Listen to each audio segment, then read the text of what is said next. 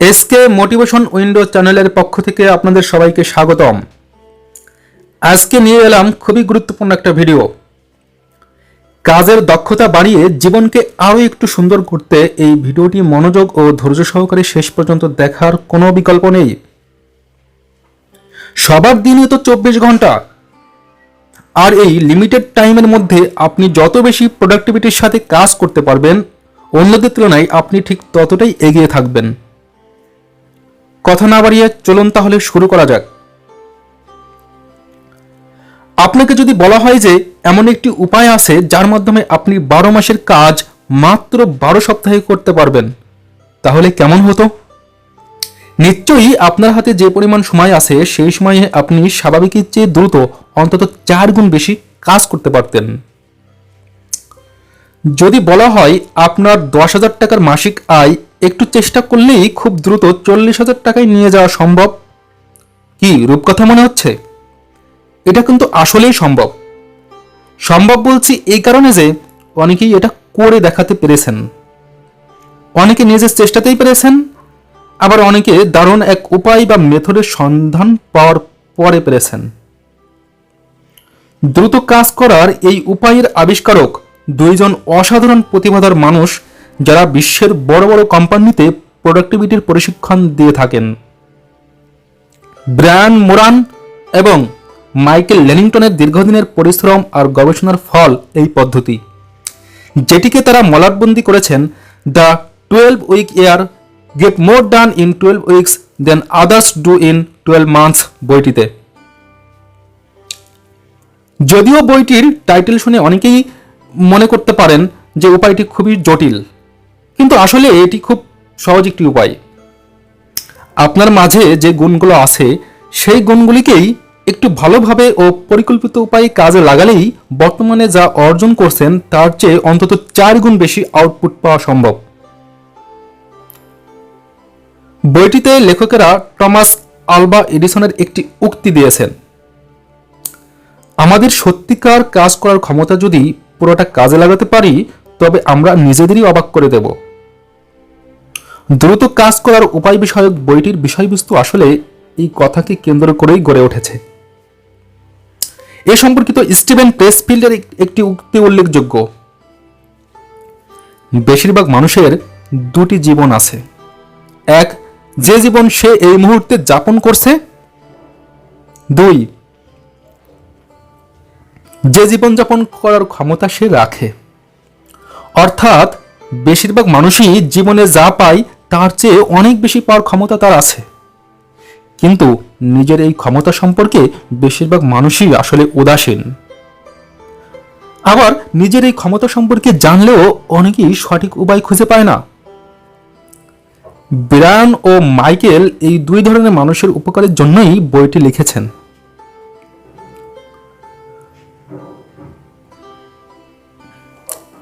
বইটিতে জোর দেওয়া হয়েছে লক্ষ্য নির্ধারণ এবং স্বাভাবিকের চেয়ে 4 গুণ দ্রুত সেই লক্ষ্যে কিভাবে পৌঁছানো যায় তার উপর। চিন্তা করে দেখুন, আপনি যদি জীবনের গতি 4 গুণ দ্রুত করে নিতে পারেন তবে আপনার অর্জনের খাতা কোথায় গিয়ে ঠেকবে? এই বইয়ে এমন একটি ছক বেঁধে দেওয়া আছে যার মাধ্যমে আপনি এই মুহূর্তে যে কাজ করা সবচেয়ে জরুরি তার উপর মনোযোগ দিতে পারবেন এবং সেই কাজ সুচারুভাবে দ্রুত শেষ করতে পারবেন। বইটিতে লেখকদ্বয় মূলত জোর দিয়েছেন স্বল্পমেয়াদী পরিকল্পনা বা শর্ট টার্ম প্ল্যানিং এর উপর। বইতে তারা লিখেছেন, আপনি যত লম্বা সময়ের জন্য পরিকল্পনা করবেন তা ততই বেশি অনিশ্চিত হবে।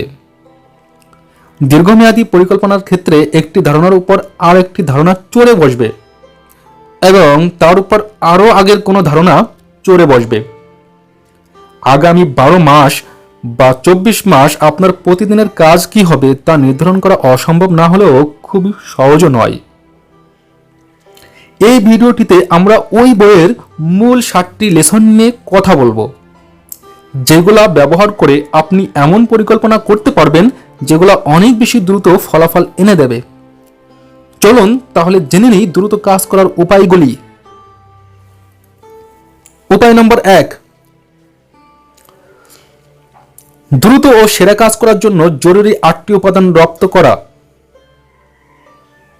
লেখকদ্বয় তাদের বইয়ে লিখেছেন, কোনো কাজ বা পরিকল্পনায় দ্রুত সেরা পারফরমেন্স পাওয়ার জন্য ব্যক্তি বা টিমের মাঝে নিচের 8টি বিষয় বা উপাদান থাকা খুবই জরুরি। 1. ভিশন। কোনো লক্ষ্য অর্জন করতে হলে সেই ভবিষ্যতের একটি স্পষ্ট ছবি টিমের সবার মনে গাঁথা থাকতে হবে। 2. পরিকল্পনা। একটি কার্যকর পরিকল্পনা থাকলে ভিশন বাস্তবায়নের ধাপগুলোর উপর সবারই ফোকাস থাকে। 3. দৈনিক পরিকল্পিত কাজ। আপনার মূল পরিকল্পনা বাস্তবায়নের জন্য প্রতিদিন কিভাবে কাজ করবেন সেটা ঠিক করা থাকতে হবে। প্রতিটি দিনের কাজ ও কাজের পদ্ধতি ভাগ করা থাকতে হবে। এতে করে কাজ সরল গতিতে এগিয়ে যাবে। 4 নম্বর, হিসাব। কাজ কিভাবে হচ্ছে, কেমন হচ্ছে এবং কতটা এগোচ্ছে তার নিয়মিত হিসাব রাখতে হবে। এটা আপনাকে প্রতিদিনকার সিদ্ধান্ত নেওয়ার ব্যাপারে সাহায্য করবে। 5. নির্দিষ্ট কাজে নির্দিষ্ট সময়। প্রতিটি মুহূর্তের কাজ নির্দিষ্ট করে রাখুন। অন্য কথায়, প্রতিটি কাজের জন্য নির্দিষ্ট সময় বরাদ্দ রাখতে হবে। এতে করে আগোছালো কাজ করার সম্ভাবনা থাকবে না। 6 নম্বর, দায়িত্ববোধ। কোনো কাজের প্রতি দায়িত্ববোধ না থাকলে সেই কাজ কখনোই সেরা সাফল্য পাবে না। দায়িত্ববোধ হলো একটি কাজ বা পরিকল্পনাকে নিজের মনে করা। কোনো কাজের প্রতি দায়িত্ববোধ থাকলে পরিস্থিতি যাই হোক না কেন, আপনি যে কোনো মূল্যে কাজটি সফলভাবে শেষ করতে চাইবেন। 7. প্রতিজ্ঞা। সম্মান ও সাফল্যের সাথে কাজ করার জন্য প্রতিশ্রুতি রক্ষা করাটা জরুরি। অন্যকে বা নিজেকে কোনো প্রতিশ্রুতি দিলে সেই প্রতিশ্রুতি কখনো ভাঙা যাবে না। আপনার চরিত্রে যদি এই গুণটি থাকে, তবে সব সময় মতো বা তার চেয়ে দ্রুত শেষ করতে পারবেন।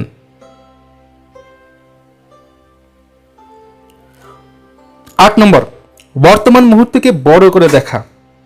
আপনি হয়তো ভবিষ্যতে অনেক বড় কিছু অর্জন করার জন্য কাজের পরিকল্পনা করেছেন এবং কাজ করছেন, কিন্তু সেই বড় কিছু অর্জনের আগের প্রতিটি মুহূর্তকেও আপনার বড় করে দেখতে হবে।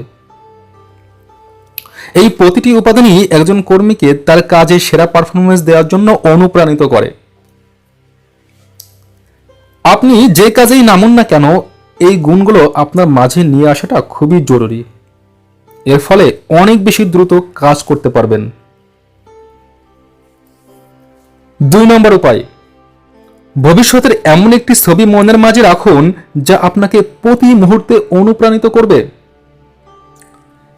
লেখকেরা বইয়ে লিখেছেন, জীবনের সেরা অর্জনটি করতে হলে আপনাকে নিজের আরামায়েশের চেয়ে সেই অর্জনটিকে বেশি গুরুত্ব দিতে হবে। সত্যিকারের অর্জনের পথে অনেক সময়ই কঠিন পরিস্থিতির মুখে পড়তে হবে। এই সময়ে ভবিষ্যতের ছবিটি যেন আপনাকে হাল ধরে রেখে এগিয়ে যাওয়ার উৎসাহ দেয়। ছবিটি সামনে ভেসে উঠলে যেন সমস্ত আলস্য দূর করে দিতে ইচ্ছা হয়, সব বিপদ তুচ্ছ মনে হয়। এই মনোছবির ব্যাখ্যা দিতে গিয়ে লেখকেরা লিখেছেন, সঠিক পথে থাকার জন্য আপনার একটি শক্তিশালী কারণের প্রয়োজন হবে। কারণটি সেই ভীষণ বা মনোছবি।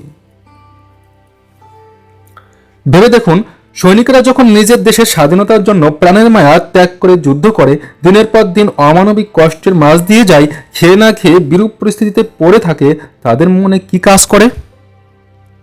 তাদের মনে একটাই ছবি থাকে, যুদ্ধ শেষে শান্তি আর সমৃদ্ধি। নিজের সন্তানের স্বাধীন দেশের মুক্ত বাতাসে শ্বাস নেওয়ার মনোছবি।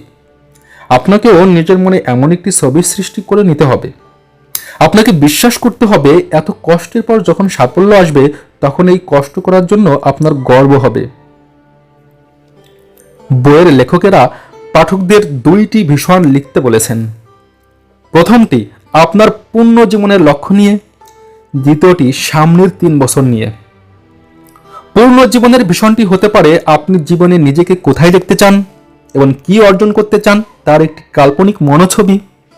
এটা হতে পারে অনেক টাকার মালিক হওয়া, সন্তানদের বড় মানুষ হতে দেখে যাওয়া, একজন সৎ ও ধর্মপরায়ণ মানুষ হওয়া, অথবা দেশের একজন শীর্ষস্থানীয় নীতি নির্ধারক হওয়া।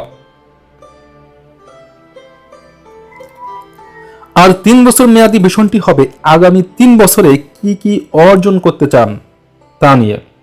সেটা হতে পারে ব্যবসায়ের মুনাফা দ্বিগুণ করা, চাকরিতে প্রমোশন পাওয়া, কোনো প্রতিযোগিতায় জেতা, বই প্রকাশ করা ইত্যাদি। এক্ষেত্রে মোরান ও লেনিংটন ভাবনার শক্তিকে কাজে লাগানোর পরামর্শ দেন। একই ভাবনা সবসময় ভাবতে থাকলে সেটা একসময় বিশ্বাসে পরিণত হয় এবং উদ্দীপনা ও আত্মবিশ্বাস দারুণভাবে বেড়ে যায়। তারা লিখেছেন, একটি উৎসাহপূর্ণ ভবিষ্যতের ভাবনার মাধ্যমে আপনার মস্তিষ্ককে শক্তিশালী ও উন্নতি করতে পারেন। আপনি যে জীবন আশা করেন সেই জীবন নিয়ে এমন একটি মনোছবি তৈরি করুন যা আপনার আবেগকে নাড়া দেয় এবং তা নিয়ে নিয়মিত ভাবুন। যে ভীষণ আপনি লিখেছেন সেটাকে দিনের শুরুতে ও শেষে একবার করে পড়ুন। প্রতি সপ্তাহের পরিকল্পনা করার সময়ে পড়ুন। সেই সাথে যখনই মনে হবে এই মুহূর্তে আপনার অনুপ্রেরণা প্রয়োজন, তখনই ভীষণগুলিতে চোখ বোলান। 3 নম্বর উপায়, 12 সপ্তাহের লক্ষ্য ঠিক করুন। Set goal and achieve. দ্রুত কাজ কিভাবে করা যায়? জগতের নিয়মও হলো কোনো কিছু দীর্ঘ সময় একরকম থাকে না। প্রতি মুহূর্তে পরিস্থিতি বদলায়, আর এটি দীর্ঘমেয়াদী পরিকল্পনার সবচেয়ে বড় ঝুঁকির দিক। একটি দীর্ঘমেয়াদী পরিকল্পনা সেট করার অল্প পরেই হয়তো আপনার মনে হবে এটা আসলে সেরা পরিকল্পনা ছিল না, অথবা নতুন কোনো ভালো সুযোগ সামনে এসে পড়তে পারে যা নিতে গেলে মূল পরিকল্পনায় অনেকটা বদল আনতে হবে। এই পরিকল্পনাটা যদি অনেক বড় হয় তখন তাতে দ্রুত বদল আনাটাও কঠিন হয়ে যাবে। কিন্তু বর্তমান পরিকল্পনাটি যদি সেরা পরিকল্পনা না হয়, তবে কি সেটা নিয়ে কাজ করে যাওয়াটা উচিত? লেখকরা এখানে পিটার গুরুকারের উক্তি টেনে লিখেছেন, যা করার কোনো দরকার নেই তার পেছনে খুব বেশি মেধা ও শ্রম ব্যয় করা আসলে অপচয়। এখানে আপনাকে লক্ষ্য থেকে সরে আসতে বলা হচ্ছে না, লক্ষ্য তার জায়গাতেই থাকবে, কিন্তু সেই লক্ষ্যে পৌঁছানোর জন্য সেরা পরিকল্পনা নিয়ে এগোনোই হবে বুদ্ধিমানের কাজ। আর সেক্ষেত্রে যদি অনেক বড় দীর্ঘমেয়াদী পরিকল্পনা নিয়ে বসে থাকেন, তবে তা পরিবর্তন করাটাও দারুণ ঝামেলার কাজ হয়ে বসতে পারে। তাই বড় লক্ষ্যটিকে ছোট ছোট পরিকল্পনায় ভাগ করুন, যেন প্রয়োজনে তা দ্রুত বদলানো যায়। 12 সপ্তাহের লক্ষ্য অনেক দূরের ভবিষ্যৎ চিন্তা করে করা হয় না। 10 বছর পরের পরিস্থিতির চেয়ে 12 সপ্তাহ পরের পরিস্থিতি সম্পর্কে ধারণা করাটা অনেক বেশি সহজ। সেই সাথে 12 সপ্তাহের পরিকল্পনায় আপনি প্রতিদিন এবং প্রতি সপ্তাহে কি কি কাজ করবেন সেটা ঠিক করাও অনেক সহজ। 12 সপ্তাহ শেষ হয়ে গেলে পরিস্থিতির কতটা পরিবর্তন হয়েছে, নতুন কোনো সুযোগ সৃষ্টি হয়েছে কিনা, মূল পরিকল্পনায় কোনো পরিবর্তন দরকার কিনা ইত্যাদি বোঝার চেষ্টা করুন। প্রয়োজন অনুযায়ী পরিবর্তন এনে পরের 12 সপ্তাহের জন্য একটি পরিকল্পনা করে কাজে নেমে পড়ুন। 12 সপ্তাহে 12 মাসের কাজ করা মানে 3 মাসে 1 বছরে কাজ করা, অর্থাৎ স্বাভাবিকের চেয়ে 4 গুণ দ্রুত কাজ করা। ভেবে দেখুন, যদি সত্যিই এই উপায় ব্যবহার করে কাজ করতে পারেন, তবে আপনি নিজেকে কোন উচ্চতায় নিয়ে যেতে পারবেন। 4 নম্বর উপায়, লক্ষ্যগুলিকে কর্মপরিকল্পনায় ভাগ করুন। প্রতিটি 12 সপ্তাহ আসলে আপনার মূল লক্ষ্য এবং মূল কর্মপরিকল্পনার মাঝে একটি সেতু বন্ধন হিসেবে কাজ করবে। 12 সপ্তাহের পরিকল্পনার মাধ্যমে কোন কাজ কখন করবেন তার একটি স্পষ্ট ধারণা পাবেন। এই 12 সপ্তাহকে একটি দিনে ভাগ করে প্রতিদিনের কাজগুলো নির্দিষ্ট করে নিন। এতে কাজ স্বাভাবিকের চেয়ে অনেক দ্রুত এগোবে। লেখকদ্বয়ের ভাষায়, আপনার লক্ষ্য পূরণের জন্য সবচেয়ে জরুরি কাজগুলোকে আলাদা করে নিয়ে সবার আগে সেগুলো করা গুরুত্বপূর্ণ। আজকের দিনের কাজই ঠিক করবে আপনার ভবিষ্যৎ কেমন হবে।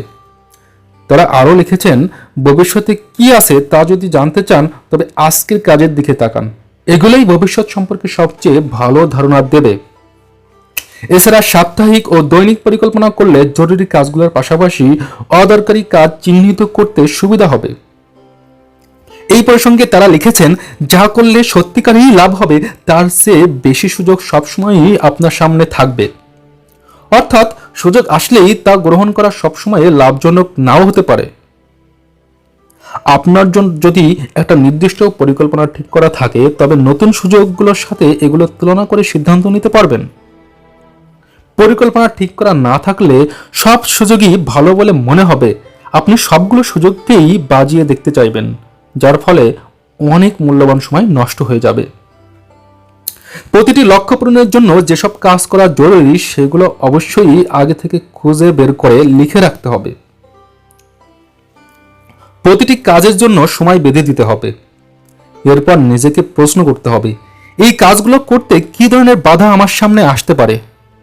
এরপর প্রশ্ন করতে হবে, এই বাধাগুলো দূর করতে আমাকে কি কি করতে হবে। এই প্রশ্নগুলোর উত্তরে যেসব সমস্যা ও সম্ভাবনা আসবে সেগুলো বিবেচনা করে আপনাকে পরিকল্পনা সাজাতে হবে। হয়তো সবসময় এই পরিকল্পনাগুলো বাস্তবের সাথে মিলবে না, কিন্তু এভাবে কাজ করলে সমস্যা সমাধানে অনেক সুবিধা হবে। প্রতিটি সমস্যার ক্ষেত্রেই অন্ধকারে হাতড়াতে হবে না, ফলে আপনার ধারণার চেয়েও দ্রুত গতিতে কাজ করে যেতে পারবেন। 5 নম্বর উপায়, নিয়মিতভাবে কাজ রিভিউ করুন। আমাদের জীবন বাধাবিঘ্নে ভরা। এক মনে কাজ করাটা আজ অন্য যে কোনো যুগের তুলনায় কঠিন হয়ে পড়েছে। এখন চাইলেই যে কেউ কারণে অকারণে আপনার সাথে যোগাযোগ করতে পারে। আপনি হয়তো কোনো জরুরি কাজে আছেন, মোবাইল ফোন আর সোশ্যাল মিডিয়ার কল্যাণে একটু খোঁজ গল্প করে কোনো বন্ধু বা আত্মীয় চাইলেই আপনার মূল্যবান সময় নষ্ট করতে পারে। এছাড়াও কোনো বিশেষ দিনের কারণে কাজের সময় নষ্ট হতে পারে। কাজেই চাইলেও অনেক সময়ে পরিকল্পনা অনুযায়ী কাজ করার উপায় থাকবে না। এই কারণে মাঝে মাঝেই কাজের অগ্রগতি ও অবস্থা পর্যালোচনা করা এবং সেই অনুযায়ী কর্মপরিকল্পনায় একটু পরিবর্তন আনার প্রয়োজন হতে পারে। এমন পরিস্থিতির সামনে না পড়লেও নিয়মিতভাবে কাজের পর্যালোচনার জন্য সময় দিন। পরিকল্পনা বাস্তবায়নের বর্তমান অবস্থা নিবিড়ভাবে বোঝার চেষ্টা করুন। এই প্রসঙ্গে লেখকেরা পরামর্শ দিতে গিয়ে লিখেছেন, প্রতি সপ্তাহের শুরুতে 15-20 মিনিট সময় নিয়ে আগের সপ্তাহের কাজের অবস্থা পর্যালোচনা করুন এবং সামনের সপ্তাহের ব্যাপারে পরিকল্পনা করুন। সাপ্তাহিক রিভিউ বা পর্যালোচনার জন্য নিচের 4টি বিষয় বিবেচনা করতে পারেন। 12 সপ্তাহের লক্ষ্য পূরণে আজ পর্যন্ত কতটা এগিয়েছেন সেটা ভালোভাবে বোঝার চেষ্টা করুন। যতটুকু এগোনো দরকার ততটা এগিয়েছেন কিনা, অথবা তার চেয়ে বেশি বা কম কাজ করেছেন কিনা তা বের করুন। আজ পর্যন্ত যতটা কাজ হয়েছে তা কি কোনো রকম সাফল্যের দিকে নিয়ে যাচ্ছে? পরের সপ্তাহে কি কি করবেন তা আবার রিভিউ করুন। মূল লক্ষ্য বা মনোছবি ঠিকমতো মনে গাঁথা আছে কিনা তা পর্যালোচনা করুন। প্রয়োজনে আবার তাতে চোখ বোলান। 6 নম্বর উপায়, সফলভাবে প্রতিজ্ঞা পূরণের 4 সূত্র। আগেও আমরা একটি শক্তিশালী প্রতিজ্ঞার ক্ষমতা সম্পর্কে কিছুটা আলোচনা করেছি। লক্ষ্যের প্রতি এমন একটি প্রতিজ্ঞা বা ওয়াদা থাকতে হবে যা আপনি নিজের জীবনের অংশ করে নেবেন। সেই প্রতিজ্ঞা মূল বড় লক্ষ্যের প্রতি তো থাকবেই, 12 সপ্তাহ, 1 সপ্তাহ এবং প্রতিটি দিনের প্রতিও এই প্রতিজ্ঞা থাকতে হবে। এই প্রতিজ্ঞা, প্রতিশ্রুতি বা ওয়াদা যেটাই বলুন, আপনার কাজে অভাবনীয় দ্রুত গতি এনে দেওয়ার উপায় হিসেবে কাজ করবে। মোরান এবং লেনিংটন তাদের বইয়ে সফলভাবে এই প্রতিজ্ঞা পূরণের জন্য 4টি সূত্র দিয়েছেন। শক্তিশালী আকাঙ্ক্ষা। লক্ষ্যের প্রতি আপনার একটি ভীষণ বা মনোছবি রয়েছে। এই মনোছবিকে বাস্তব করার জন্যই আপনার সমস্ত চেষ্টা।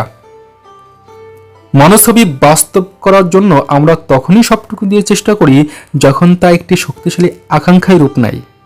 ব্যাপারটা একটু বুঝিয়ে বলি। মনে করুন আপনি 2 ঘন্টা আগে দুপুরের ভাত খেয়ে উঠেছেন। এখন আপনার অল্প অল্প ক্ষুধা লেগেছে এবং মনে হচ্ছে একটা পিৎজা খেতে পারলে ভালো হতো। আপনি পিৎজা খাওয়ার লক্ষ্যে বেরিয়ে পড়লেন, কিন্তু বেরিয়ে দেখলেন আশেপাশে সব পিৎজার দোকান বন্ধ। আপনার একটু মন খারাপ হলো এবং আপনি বাড়ি ফিরে আসলেন। এটা একটি সাধারণ লক্ষ্যের উদাহরণ।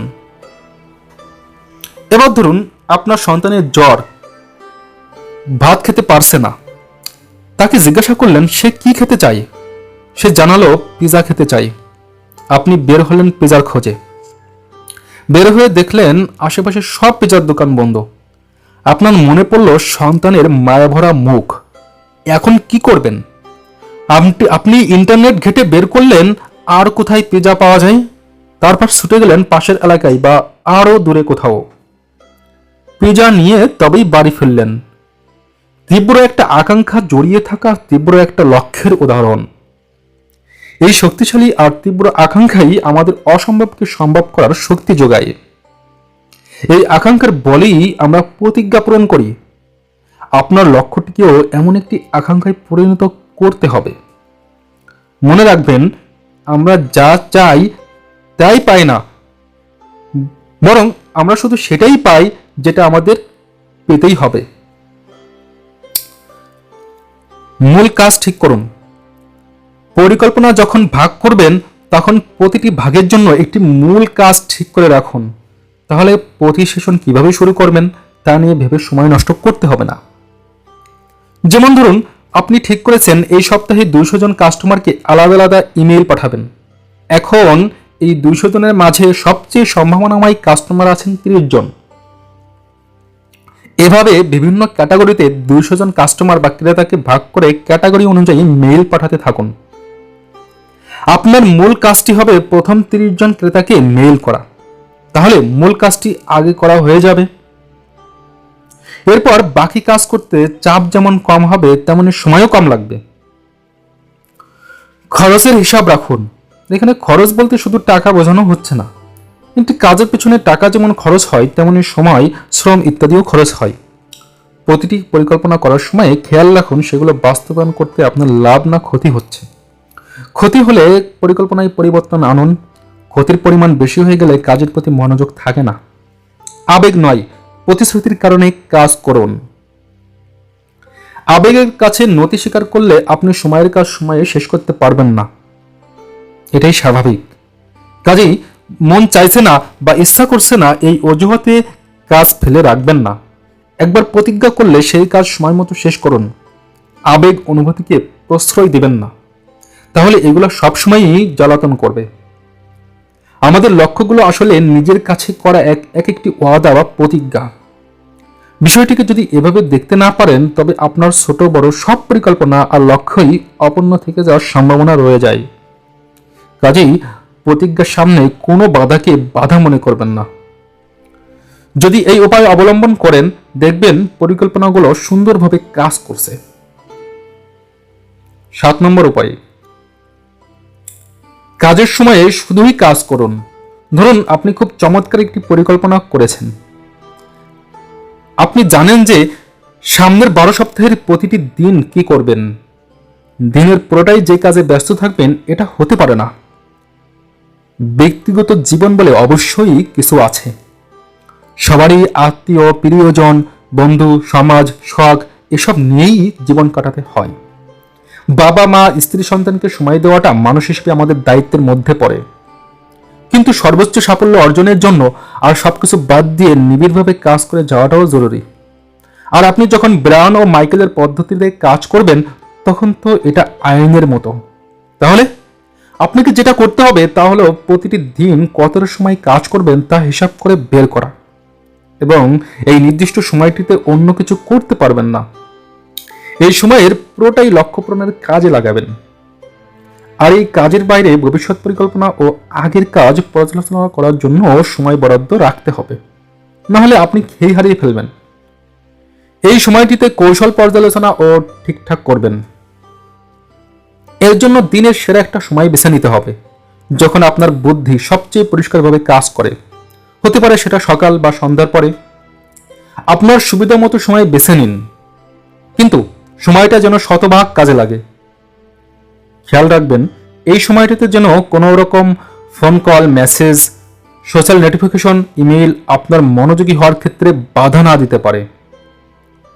নতুন নতুন যেসব সুযোগ আসবে সেসব বিবেচনার জন্য নির্দিষ্ট সময় বরাদ্দ রাখুন। একটির মাঝে আরেকটি কাজ ঢোকাবেন না, তাহলে কোনো কাজই ঠিকমতো হবে না। যে সময় যে কাজের জন্য বরাদ্দ রেখেছেন সেই সময়টা সেই কাজেই লাগান। তাহলেই দেখবেন স্বাভাবিকের চেয়ে খুব কত দ্রুত কাজ শেষ করতে পারছেন। সবশেষে যে কথাটি বলবো সেটা হলো, আজ পর্যন্ত পৃথিবীতে যত সফল মানুষ এসেছেন তারা সবাই আসলে একটি কাজ খুব ভালো পারতেন, আর তা হলো সময়ের সঠিক ব্যবহার। 12 উইক ইয়ার এর দুই লেখক সেই সব সফল মানুষদের মতো করে সময়ের ব্যবহার করার একটি উপায় বাতলেছেন। ব্যক্তি পর্যায় থেকে শুরু করে প্রাতিষ্ঠানিক পর্যায়েও তাদের তত্ত্ব কাজে লাগিয়ে অনেকেই পারফরমেন্সকে অভাবনীয় পর্যায়ে নিয়ে গেছেন। আপনিও চাইলে এই পদ্ধতি কাজে লাগিয়ে জীবনের গতি অনেকটা দ্রুত করে নিতে পারেন। আজ এ পর্যন্ত। সবাই ভালো থাকবেন।